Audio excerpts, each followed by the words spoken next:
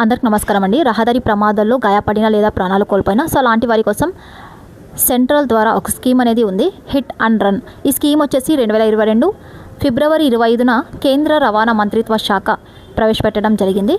అయితే ఈ స్కీమ్ ద్వారా మనకు సక్సెస్ అయితే బాధితులకు పరిహారం చెందిన వారికి 2 లక్షలు, గాయపడిన వారికి 50,000 రూపాయలు కేంద్ర ప్రభుత్వం చేయూత అందిస్తూ ఉంది. బాధితులకు పరిహారం 15 రోజుల్లోనే.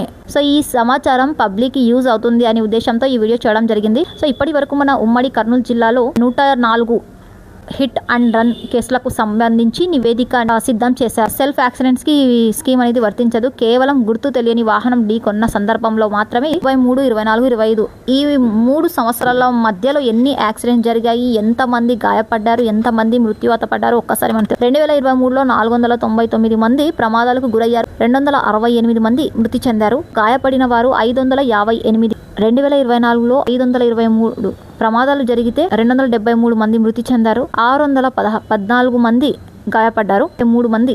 2025 ఏప్రిల్ వరకు మనకు దగ్గర ఉన్న డేటా ప్రకారం 273 ప్రమాదాలు జరిగితే 118 మంది మృతి చెందారు, 326 మంది గాయపడిన వారు ఉన్నారు.